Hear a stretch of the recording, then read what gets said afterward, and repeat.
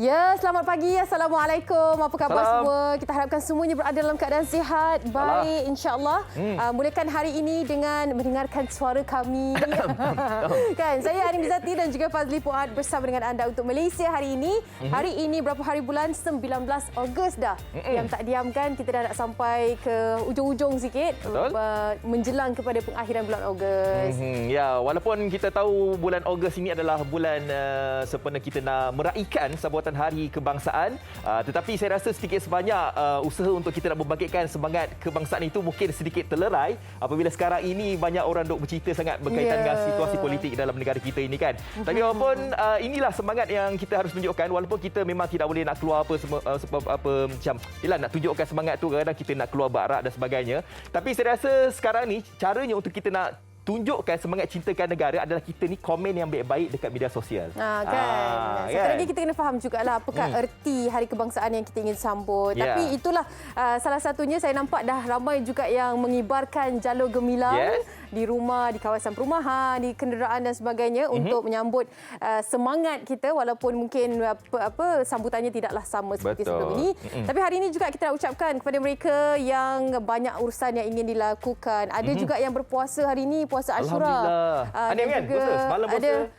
Mengambil kesempatan lah kan, mengambil kesempatan untuk kita melakukan banyak kebaikan. Yang paling penting sekali kita semangat untuk kita meneruskan hari kita. Seperti dengan bulan kemerdekaan ni, kita ada hashtag kita Malaysia. Kalau ada perasan setiap kali kita bersiaran, kita akan kongsikan apakah semangat juang anak-anak Malaysia mengharumkan nama negara. Kali ini kita nak kongsikan? Kita nak kongsikan ianya berkaitan dengan atlet Paralimpik kita yang akan bersaing dalam Sukan Paralimpik nanti pada bulan ini iaitu 24 hingga 5 September nanti. Dan sudah pastinya sasarannya. Sasarannya kita ada beberapa sukan lah. Badminton, memanah dan juga kita akan mengharapkan juara-juara dunia. Kita ada beberapa atlet Paralimpik yang berada pada ranking atas 5 dunia. Itu dia Ziyad Zulkifli, kita ada siapa lagi? Suresh, kita ada Chia. Kita akan bersama dengan salah seorang dari sukan badminton. Baru nak bagi clue ni apa, sukan apa? Saya baru nak jadi net. Alang-alang dah pakai baju macam ini kan. Okey, kita akan bersama dengan Syah Liat Ho sebentar lagi. Nak bercakap tentang bagaimanakah sasarannya dan sudah pastinya ramai rakyat Malaysia inginkan kan? emas. Dan kita juga nak bawakan pada hari ini ianya berlaku dekat Tanjung Garang. Saya pasti anda pun dah tahu ini ikan puyuh yang naik ke darat ini. Ya, viral juga semalam dikongsikan video ini, ramai yang membuat andaian lah. Kalau anda baca di komen ada yang kata ini tanda-tanda nak berlakunya banjir. Ada juga mereka katakan ikan puyuh ni diikut arah air. Jadi kalau air ataupun sungai sedang menaik, dia pun akan naik ke darat. Macam-macam lah, ada teori dan juga tak tahu sama ada mitos ataupun fakta yang dikongsikan netizen di ruangan komen. Jadi inilah yang berlaku, sangat ajaib. Kalau anda dengarkan yang merakamkan video ini, dia juga menyuarakan keajaiban yang disaksikan. Tapi apapun kita doakan yang baik-baiklah. Kita tahu bahawa kadang-kadang fenomena yang pelik ini kadang-kadang ianya menunjukkan sesuatu dan orang di sana kata ianya memang jarang sekali berlaku dan ianya mungkinlah ada kena-mena dengan perubahan musim sekarang ni. Sekarang ni kan cuaca bukan sahaja di Malaysia, di luar negara juga, tapi di Malaysia baru-baru ini kita tahu semalam dikongsikan satu video yang cukup menyayat hati, yang sangat mengerikan. Satu banjir yang dikatakan salah satu kejadian teruk buruk berlaku di Gian, Kedah dan juga Merbok. Inilah kawasannya.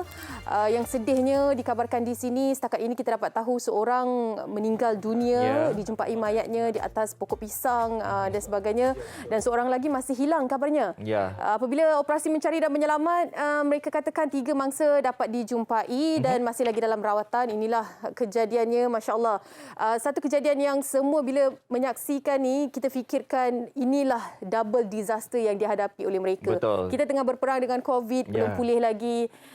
banjir pula tu. Ya, ada yang mengatakan bahawa mereka yang berada dekat sana, mereka ini kata fenomena ini seperti fenomena tsunami kecil lah yang berlaku di tempat mereka. Tapi apapun banyak spekulasi, banyak juga di antara mereka ni yang kata ianya mungkin disebabkan pembalakan apa semua kan. Tapi Menteri Besar Kedah mengatakan bahawa ianya menyangkal semua sekali, ianya berpunca daripada kepala air yang datang daripada Gunung Jerai. Nanti kita akan dapatkan update semasa keadaan di Kedah bersama dengan mereka yang berada di sana. mana salah satu jawatan kuasa, penguatkuasa yang turut terlibat dalam operasi mencari dan menyelamat. Okey.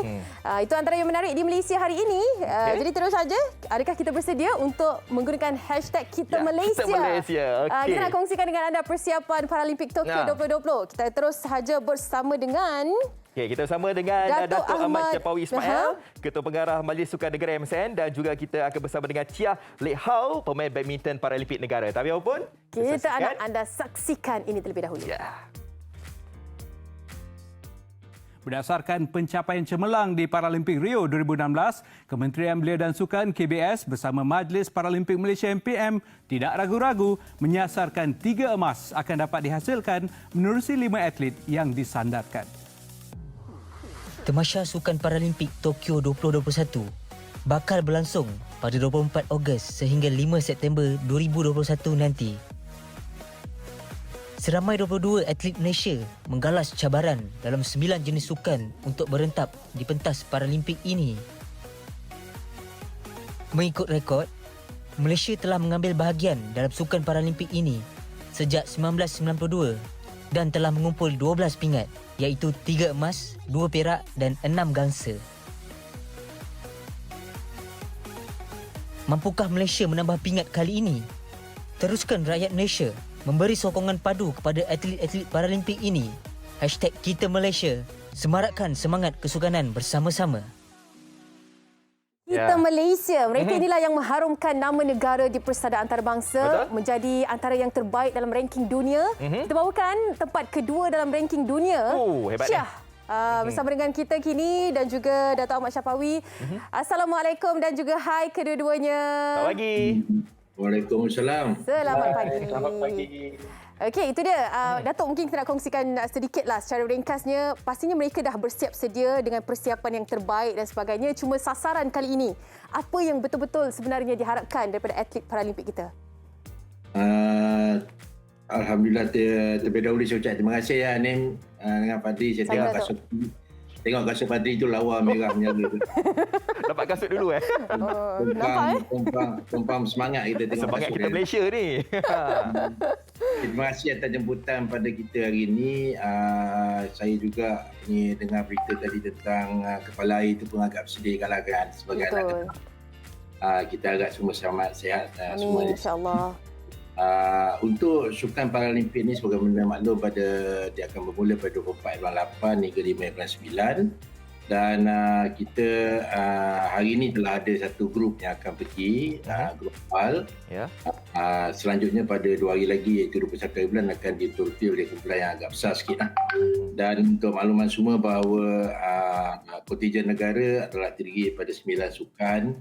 Kita ada 22 atlet yang telah layak daripada 9 sukan tersebut dan insyaAllah semuanya telah pun melalui satu proses persediaan yang agak panjang dan mencabar dalam keadaan pandemik COVID ni, terpaksa dikuarantinkan, dikurung dan sebagainya. Jadi setakat ini kita rasa berpuas hati dengan preparation yang disediakan.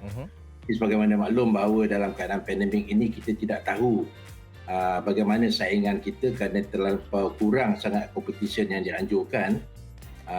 Jangkaan kita sepatutnya kita boleh qualify 30 orang tetapi because of the competition telah dibatalkan sebagainya, kita hanya mampu dapat melayakkan 22 orang saja untuk pergi ke Paralimpik Tokyo kali ini.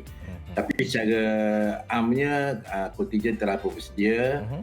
Ada elemen-elemen kecederaan yang serius, maintaining saja dia punya kecederaan kecil dan semuanya telah pun ready to go lah untuk menggalas cabaran negara, untuk menggalas harapan negara untuk perform sebaik mungkin yang boleh mereka lakukan, insyaAllah. Ya, InsyaAllah itu dia. Nak tanya kepada Chia lah. Kita tengok tadi Datuk kata semua atlet dah pun bersemangat, dah melakukan persiapan yang rapi. Macam Chia sendiri, saya percaya dah hampir lebih kurang 5 tahun saya rasa persiapan untuk ke Paralimpik ini. Kalau ikutkan tahun lepas kan, tapi disebabkan pandemik kita terpaksa postpone tahun ini. Jadi Chia, saya percaya juga banyak latihan yang telah pun Chia buat, sanggup tinggalkan keluarga dan sebagainya. Bagaimana Chia? Lagi beberapa hari saja lagi ni menjelang Paralimpik nanti ni.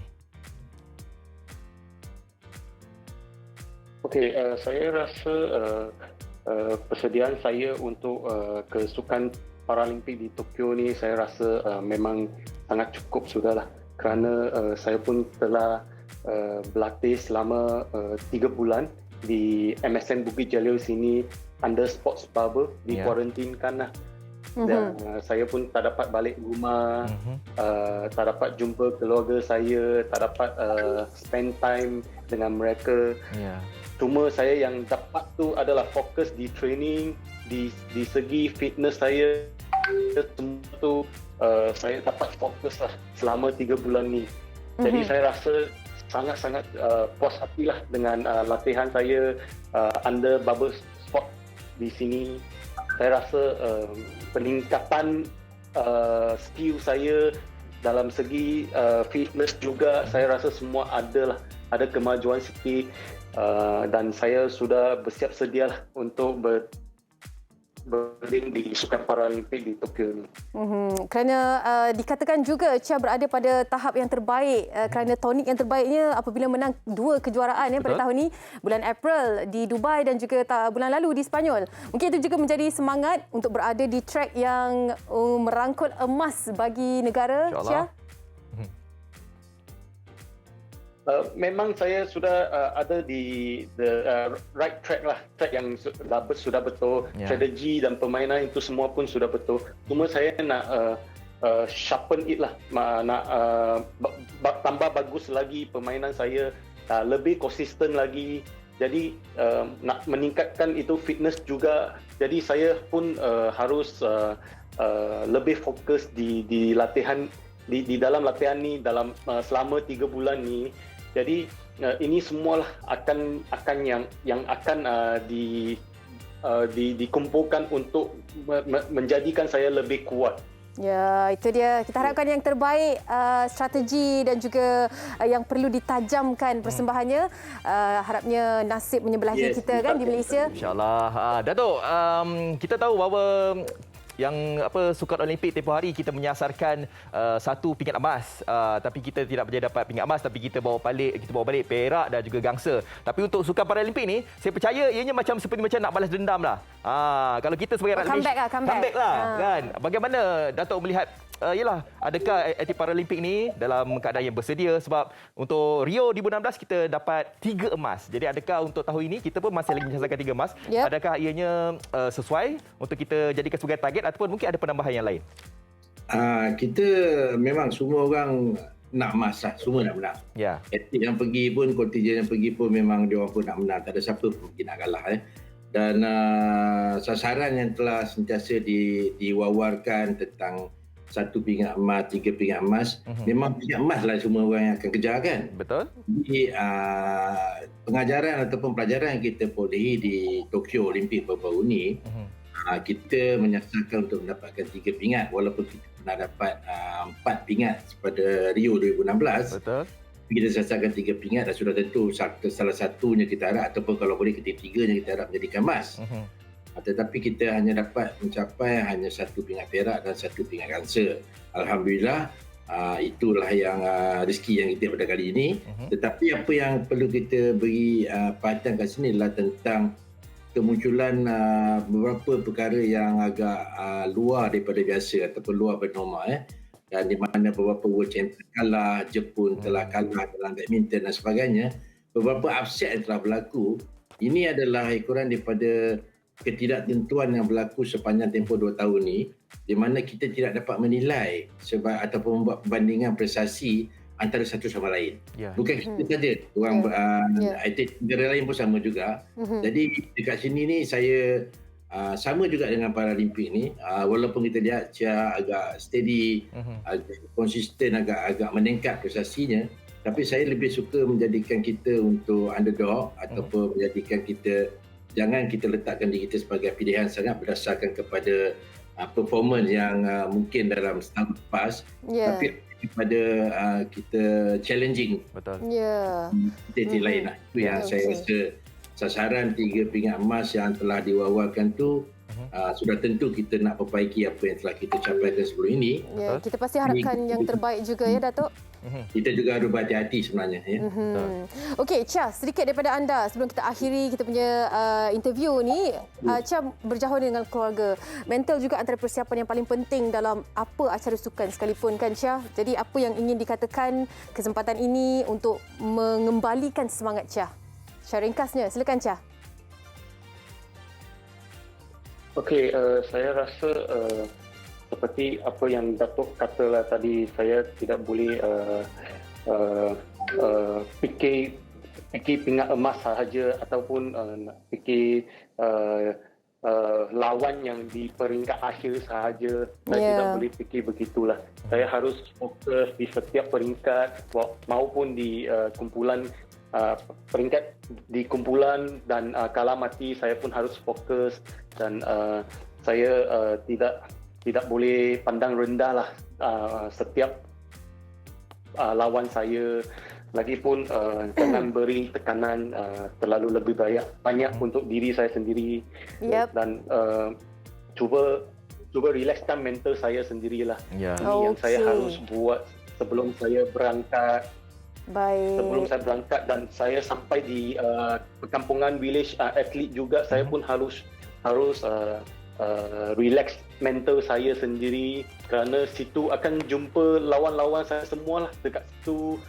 Mungkin saya akan lebih stres semasa jumpa lawan saya yang lama saya tak jumpa.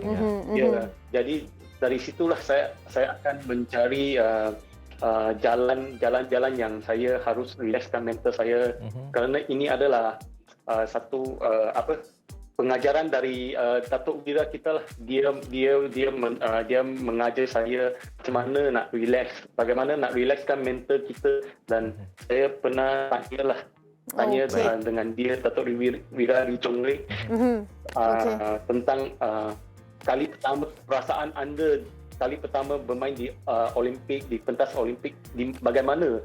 Jadi dia pun terangkanlah, dia pun jelaskan bagi saya begitu jawapannya. Chia, kita harapkan yang terbaik Chia ya. Kita harapkan yang terbaik untuk Chia. Semangat. Kita kalau boleh nak lama lagi, tapi ini sahaja masa yang kita ada, masa cukup mencemburui kita. Tapi saya nampak semangat Chia tu. Terima kasih. Terima kasih Datuk. Terima kasih Chia.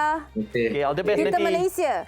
Okey, itu dia semangat yang dibawakan, persiapan yang dibawakan untuk Sukan Paralimpik Tokyo 2020. Chia akan berada dalam kategori SU5 iaitu berdiri ataupun kemerosotan anggota badan atas.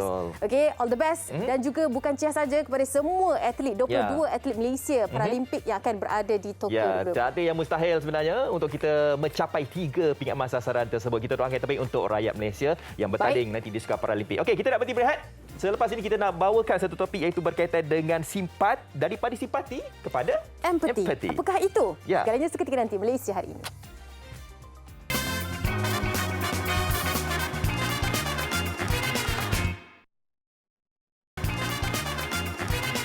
Okey, hidupkan pagi anda bersama dengan saya Fazli dan juga kawan saya Anim. Ya, di Malaysia hari ini. Okey, kita nak bawakan satu topik. Saya rasa ramai juga di antara kita yang tahu tentang situasi ini kan. Daripada kita ni asyik cakap simpati, tapi kita ni macam tak ada tingkah laku ataupun tak ada perbuatan kan untuk itu yang selalu berlaku kan sekarang ni, perasan tak? Sibuk nak kerjakan view, sibuk nak kerjakan viral, mereka akan muat naik di media sosial, tapi hanyalah setakat itu sahaja.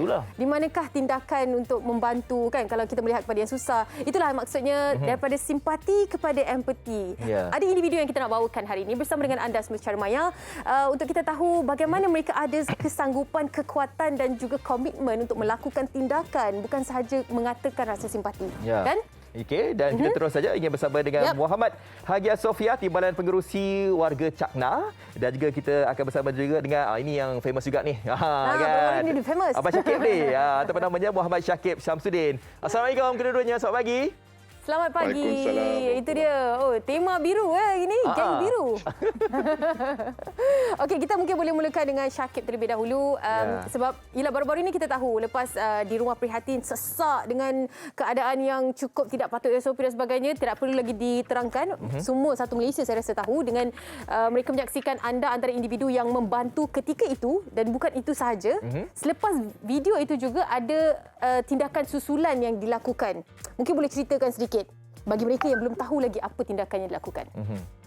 Okey, Assalamualaikum Malaysia, Assalamualaikum Pat. Salam. Encik Hagia. hari ini saya tak pakai kain plekat, hari ini saya pakai seluar. Tak nampak. Okey, pasal video tu, kita mulakan dengan, cuba kita bayangkan, video tersebut tersebar amat laju. Ya. Satu. Okey. Nombor duanya, semua isi rumah pasti dapat video tu daripada sumber yang berlainan. Betul? Betul. Maknanya semua orang sedang share benda yang sama. Maknanya video tersebut mungkin menggambarkan keseluruhan perasaan rakyat Malaysia. Betul? Okey. Jadi sebenarnya saya nak ajak Malaysia untuk sama-sama belajar pasal benda ni. 3 perkara. Nombor satunya, rakyat Malaysia ni sebenarnya disiplin tau. Suruh duduk rumah, kita duduk rumah. Suruh tosak kerja, kita tak kerja. Okey. Yang keduanya, kita semua tak mahu jadi part of the losing team. Okey, kita tak nak negara kita kalah benda ni. Okey. Kita malu bila kes tinggi. Seolah-olah kita tidak disiplin, seolah-olah kita ni tidak berilmu. Okay. Dan yang ketiganya, kita dah letih dah sebenarnya. Okey. Jadi bila kita lihat situasi macam yang berlaku tempoh hari, okey, kita rasa apa yang kita lakukan ni adalah sia-sia sebenarnya. Macam kita isikan air dalam tong. Tong tu bocor. Tak penuh-penuh, rupanya ada orang bocorkan di bawah. Macam tu perasaan kita. Faham? Jadi alhamdulillah selepas kita buat video tersebut, satu Malaysia tersedar bahawasanya benda ini benar dan satu Malaysia tiba-tiba terus jadi sangat disiplin. Alhamdulillah. Okey, ini antara apa yang dilakukan pada waktu malam dengan meletakkan penanda supaya mereka beratur di mana dan juga jarak dan sebagainya. Ini satu usaha dan juga komitmen yang diperlukan dengan keadaan sekarang ini. Anda menggerakkan satu tim untuk melakukan perkara itu, bukan semua orang boleh lakukan, yang saya pasti. Ada orang yang mungkin berjiwa sememangnya seperti kalian semualah. Jadi ini antara cabarannya. Mungkin boleh dikongsikan bersama dengan kita ketika malam itu yang dilakukan. Okey. Impact kepada apa yang kita lakukan, saya dikurniakan tim yang bagus, alhamdulillah, kan? Jadi support daripada public juga overwhelming, alhamdulillah. Jadi ramai yang tanya saya apa impact keesokan harinya. Sangat positif. Terima kasih juga kepada pihak PDRM, terima kasih kepada pihak DBKL yang ambil tindakan segera. Tetapi sebenarnya saya tak nampakkan yang dekat situ. Itu kecil sebenarnya. Yang besarnya adalah selepas video tersebut tular, kalau perasan seluruh negara kita, pihak berwajib dah mula serius dan berdisiplin. Publik juga sudah berdisiplin. Ketua-ketua keluarga juga sudah berdisiplin dan sudah tahu mana bumi dipijak, sudah tahu the gravity of the situation, sudah tahu rupanya orang sedang mati, orang sedang sakit sekarang ni. Jadi kita kena betul-betul bertanggungjawab. Dengan ini insya-Allah Malaysia pasti pulih kembali. Baik, kita tak mahulah apabila kita dah tularkan video-video ni barulah kita nak sedar dan sebagainya. Saya rasa benda tu dah ada dalam diri masing-masing kan. Okey, kita nak tanya kepada Cik Muhammad Hagia pula. Okey, saya pasti ada juga usaha-usaha yang dijalankan khususnya untuk mereka yang berada di Pantai Timur. Mungkin Cik Hagia boleh kongsikan apa yang mungkin Cik Hagia telah lakukan daripada mungkin simpati kepada empati ini. Silakan. Assalamualaikum warahmatullahi wabarakatuh. Waalaikumsalam. Namanya terima kasih kepada Fazli dan juga Anim Izzati yang bersama dengan kita, dan yang saya hormati Syakib yang memainkan peranan yang terkenal lah dalam negara kita dengan usaha yang dibuat.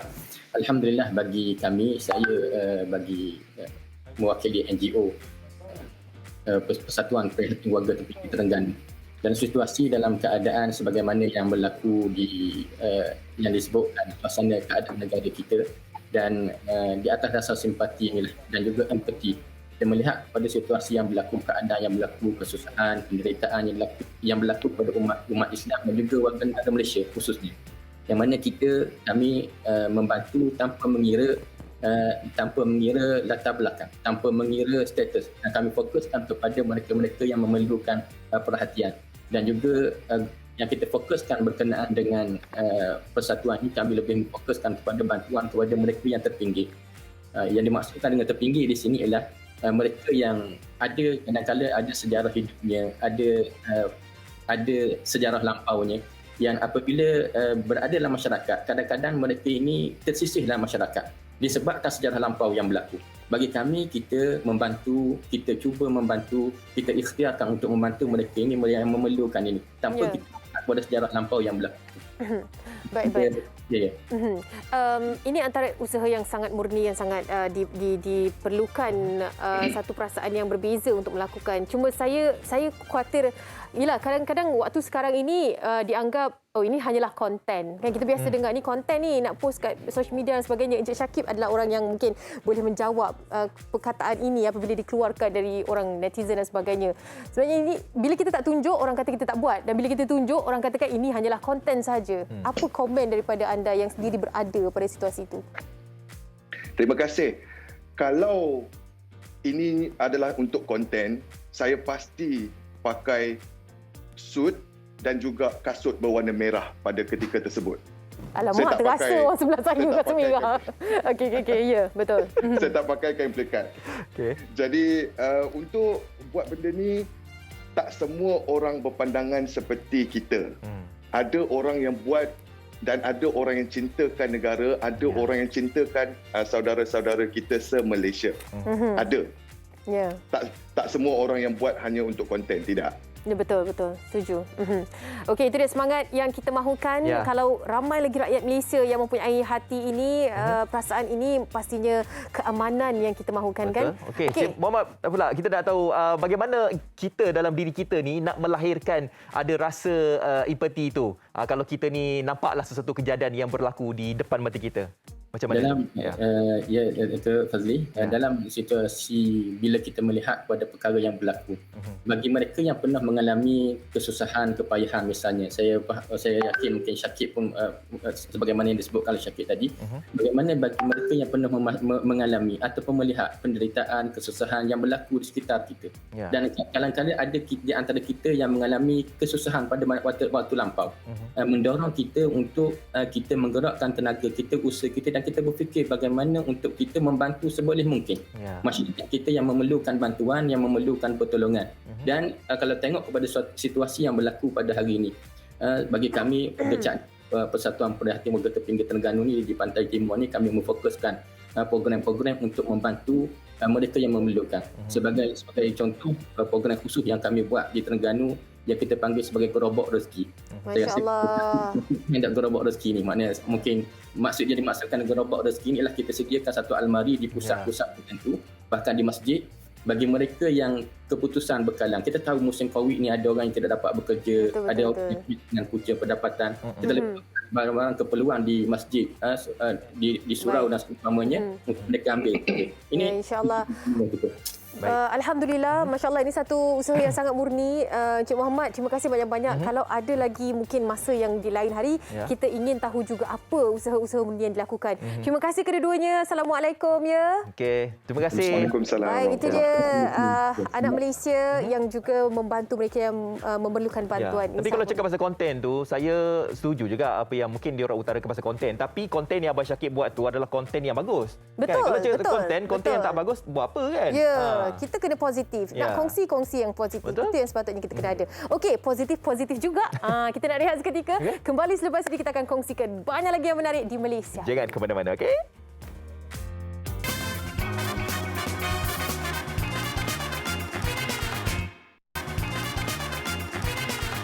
Masih lagi bersama dengan kami di Malaysia hari ini. Sekarang jam 10.05 pagi. Jadi kita nak kongsikan kepada anda yang sukakan bau-bau wangian.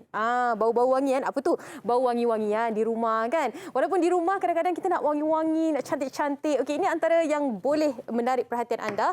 Kita nak kongsikan seorang individu yang telah pun mengumpul minyak wangi berjenama lebih 50 jenis antarabangsa, jenama antarabangsa, dan juga telah pun melaburkan banyak sangat ribuan wang ringgit untuk membeli koleksi minyak wangi tersebut. Okey, jadi inilah antara yang kita nak kongsikan. Mereka ini antara individu yang nak kongsikan bagaimana inspirasinya mempunyai minyak wangi 50 jenama minyak wangi yang cukup ternama tu. Okey, jadi kita boleh kongsikan bersama dengan saya Encik Ahmad Iqbal.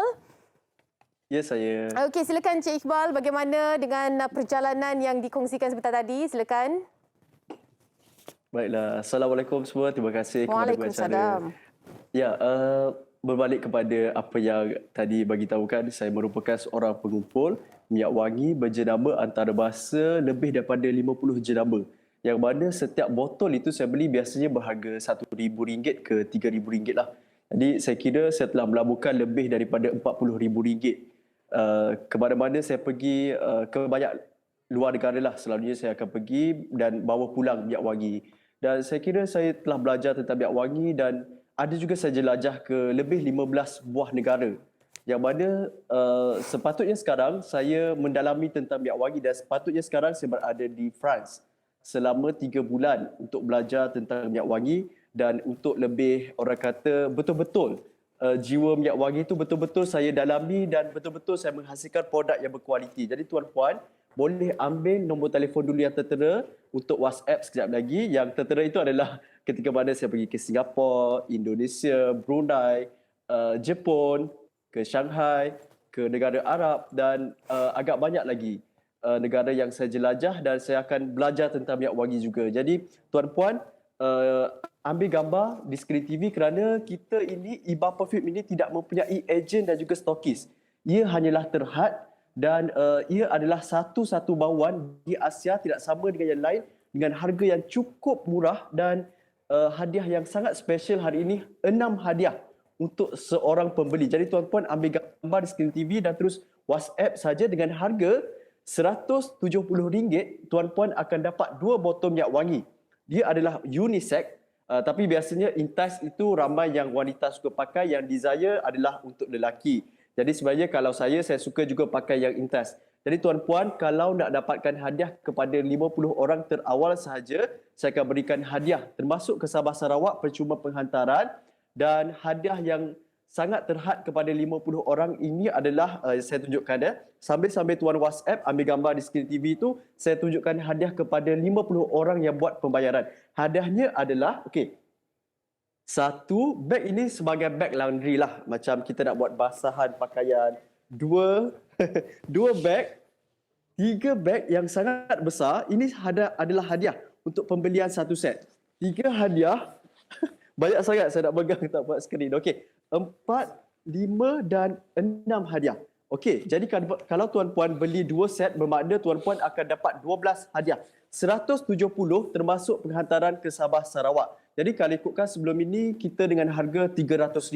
Ini agak mahal kalau ikutkan sebelum ini dan saya pula melaburkan sejujur-jujurnya saya melaburkan lebih 1 juta untuk bertukar-tukar kilang, mencari partinya saja dan ini adalah EDP. Dia boleh dibawakan untuk solat, tidak pening dan tahan lama. Kerana apa tidak pening? Sebab saya mempunyai alergik pada bau. Jadi tuan-puan, kalau siapa nak, ini adalah bauan yang orang kata bauan yang romantik. Tidak terlalu manis, tidak terlalu keras dan yang penting tidak pening dan apabila kita spray pada pakaian, ia tidak berbau hapak. Dan ada yang mengatakan bahawa bila dah basuh pakaian pun masih ada lagi sisa-sisa bau pada pakaian. Jadi apa yang tuan akan dapat, kotak eksklusif ini juga saya akan berikan kepada tuan-puan sebagai hadiah. Untuk berikan hadiah juga bagi yang nak bagi hadiah hantaran perkahwinan, hadiah kepada mak ayah yang sekian lama tak jumpa, hadiah hari jadi dan tuan-puan akan dapat 2 botol minyak wangi berkandungan 50 ml boleh dibawakan untuk solat. Dan lelaki adalah yang biru dan merah adalah untuk wanita. Berkandungan 50 ml dan bagaimana saya nak katakan, sehingga saya menjaga kualiti produk sehingga saya tidak mengeluarkan sistem ejen dan juga stokis. Hanya boleh dapati dari WhatsApp Iba HQ saja. Jadi tuan-puan kena cepat sebab stoknya adalah terhad. Kalau siapa nak, sebab ini adalah buatan dari Europe dan kita berjaya buat di Malaysia yang mempunyai kilang yang agak besar dan kalau boleh saya nak tunjukkan kilang saya nanti dan saya juga belajar di banyak negara tentang minyak wangi dan insya-Allah saya akan pergi lagi ke France untuk belajar tentang minyak wangi juga. Tuan-puan kalau nak kena cepat sebab 50 orang sahaja yang terawal buat pembayaran, bagi tahu saja nak 1 set Iba Perfume atau 2 set. 1 set dengan harga RM170 percuma penghantaran ke Sabah Sarawak. Dan tuan-puan, bagi yang follow Instagram saya, sebenarnya saya selalu bagi hadiah. Jadi tuan-puan yang follow Instagram saya, bagi yang membeli Iba Perfume, kita ada hadiah cabutan bertuah.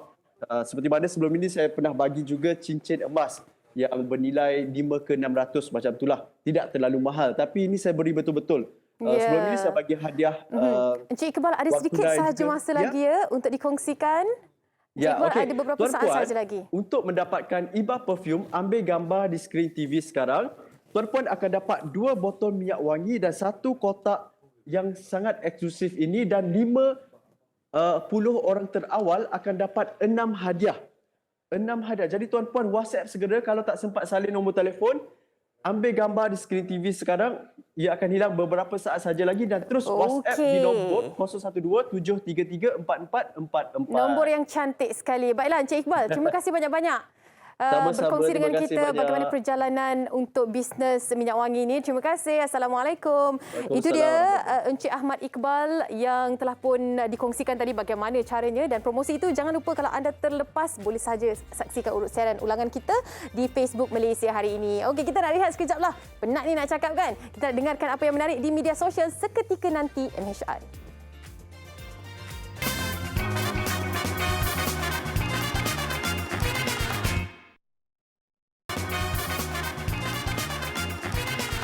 Ya, kembali lagi di Malaysia hari ini. Okey, kita nak terus saja bercakap tentang emerging exhaust pada hari ini. Di awalnya tadi pun kita dah pun menyentuh berkaitan dengan kepala air dari Gunung Jerai yang dah pun menyembah bumi, dan ada juga perkampungan yang musnah sama sekali, dan juga ada mangsa-mangsa yang telah pun meninggal dunia, yang masih lagi hilang pun ada, dan yang telah pun dipindahkan pun ada. Jadi kita terus saja ingin tahu update terkini, perkembangan terkini di sana. Kita terus saja ingin bersama dengan Puan Nurliza Wati Ismail, Sekretariat Jawatankuasa Pengurusan Bencana Daerah Yan, Kedah. Assalamualaikum, Puan Nurliza. Ya, waalaikumsalam. Ya. Okey, baik Puan Nurliza. Ya, silakan. Puan Nurliza, update semasa. Secara ringkasnya bagaimana keadaan di sana? Okey, secara ringkasnya sekarang di sini kalau diikutkan kita ada pusat pemindahan telah dibuka sebanyak 2 pusat pemindahan. Satu di Sekolah Kebangsaan Agama Sekolah Menengah Kebangsaan Agama Yan, di mana di situ hanya 3 sahaja mangsa yang berpindah di situ, dan satu lagi di Sekolah Kebangsaan Terui. Di Sekolah Kebangsaan Terui yang ni dihaskan untuk hak yang positif COVID dan kuarantin saja, di mana di situ memang kita tak ada lagi mangsa yang ditempatkan di situ. Sebab sekarang ni yang sedang positif yang dia akan diletakkan ke PKRC Kulim. Okey. Ya. Okey, gambar yang dikongsikan Puan Liza tadi berada di mana? Kawasan mana? Okey, gambar yang dikongsikan tadi kalau diikutkan sekarang kita beroperasi di Titi Hayun. Okey, Titi sebab Hayun. di situ, di Titi Hayun, di situ kita ada mangsa yang hilang lagi di Titi Hayun 3, dan satu lagi di kawasan Salak Denai. 4 mangsa masih lagi hilang. Dan memang di daerah yang kita deploy semua agensi-agensi untuk mencari dan menyelamat. Okey, bagaimana keadaan paras air di sana, Puan Liza, kalau mungkin boleh kongsikan? Ya, paras kalau diikutkan paras air sebab kemarin pun dia banjir kilat saja kan.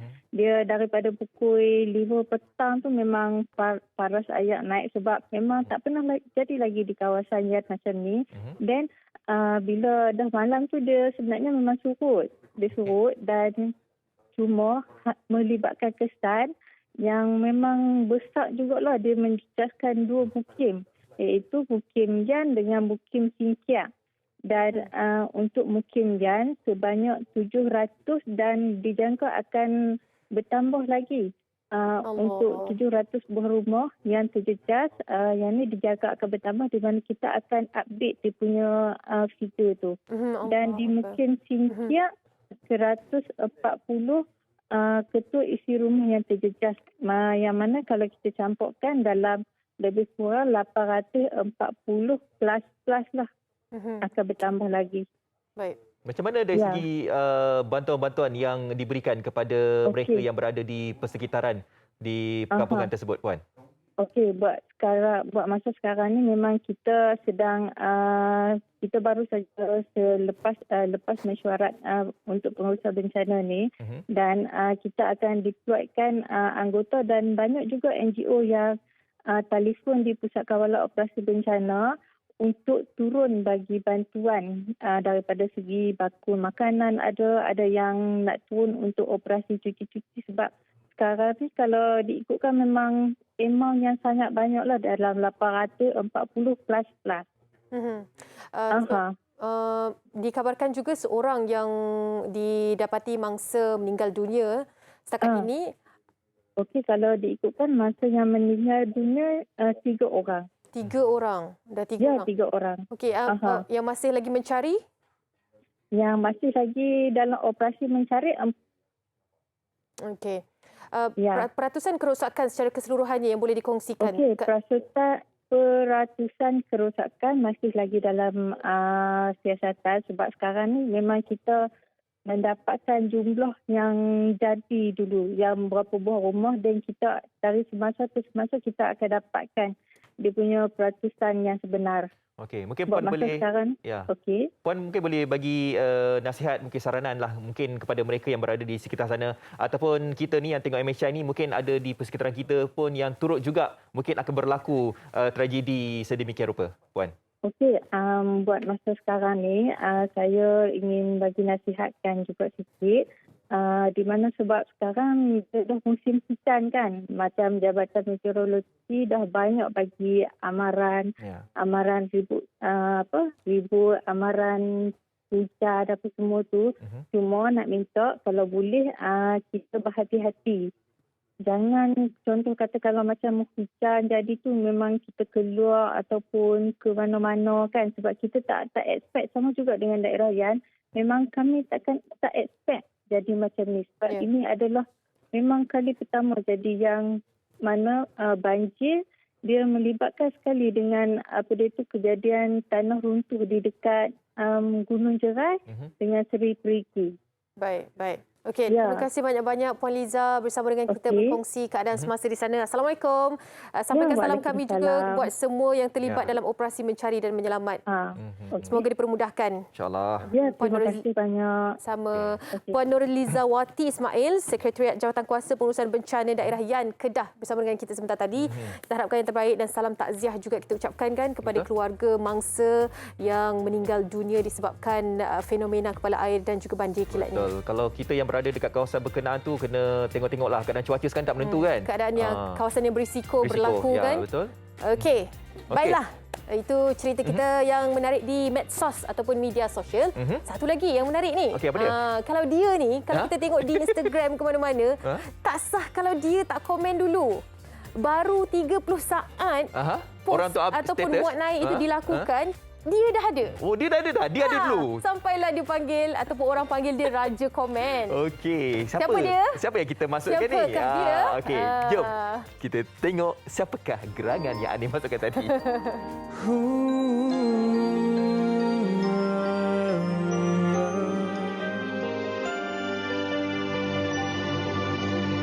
Hidup di dunia ini tidak semua dipenuhi. Seperti yang ku alami masih terfikir. Bertahun ku menunggu saat kita bertemu. Terasa nadiku berdenyut laju. Bibir bisa berkata apa jua, cinta pasti tidak mungkin diperdaya. Oh, mengapa tak boleh lama-lama. Anim mata dah berair, berkaca, nampak tak? Kita hanyalah manusia biasa.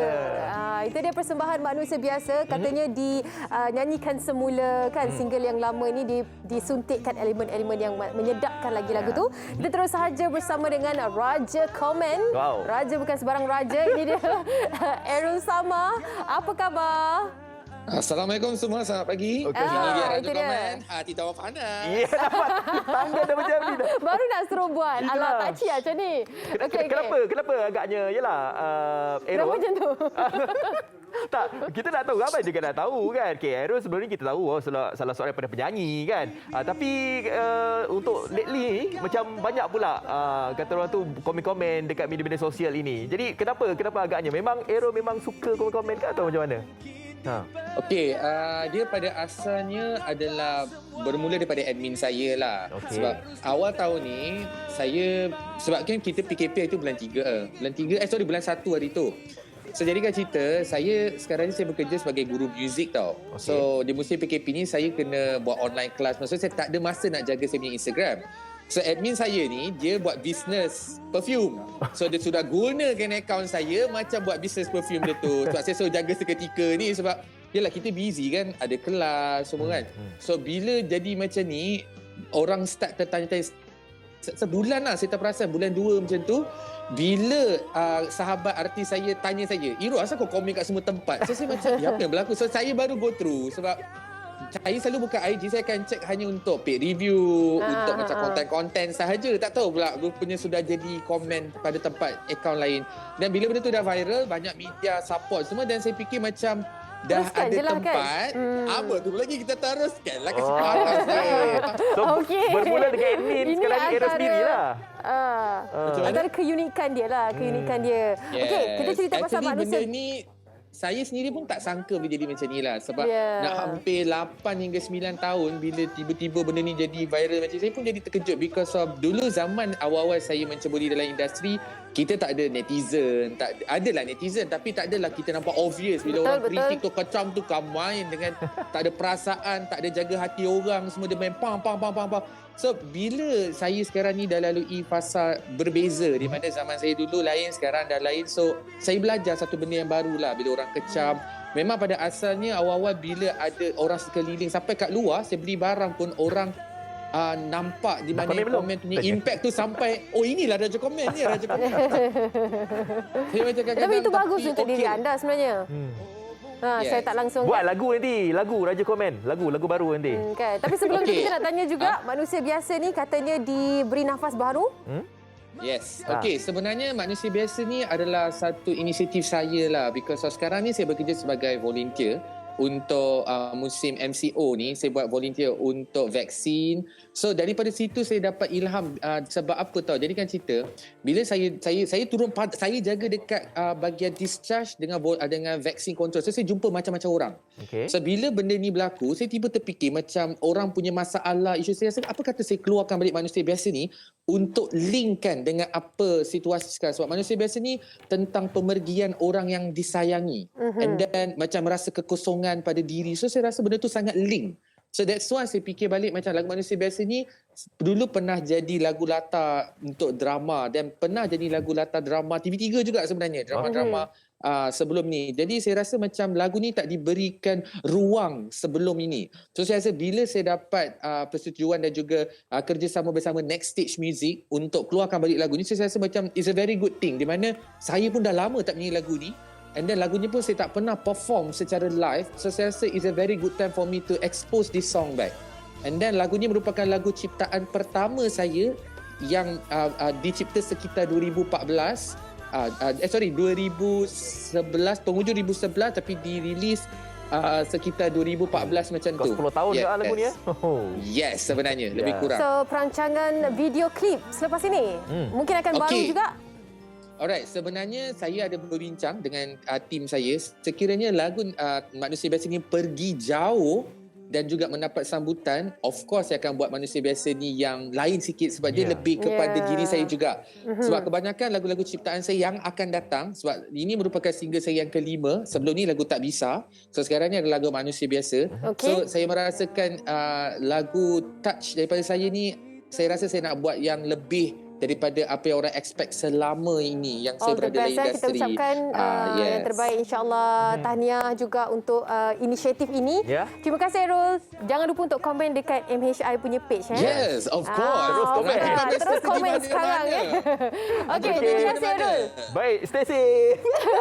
Itu pun dah terjebak dah. Aduh, apa ni? Okey, itu dia Errol Samah yang berada dalam industri dah lama sebenarnya. Tapi itulah rezeki lain-lain kan. Ini mungkin rezeki dia untuk muncul semula, dikenali dan sebagainya.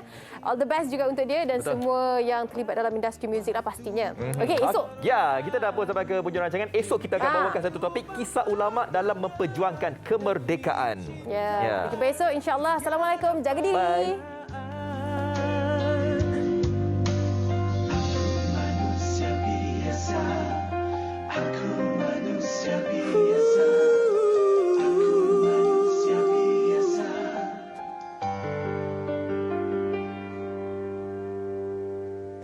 Bibir bisa berkata apa jua, cinta pasti tidak mungkin diperdaya.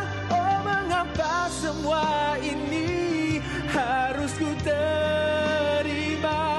Senyuman ingin ku beri, tiada lagi bermakna.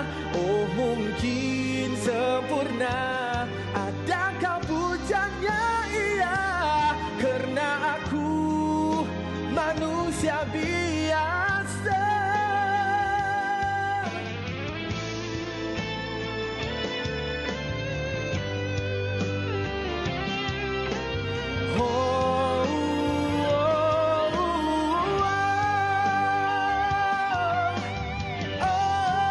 Mungkinkah segalanya tak diterima karena tidak sempurna? Mata jelas masih tidak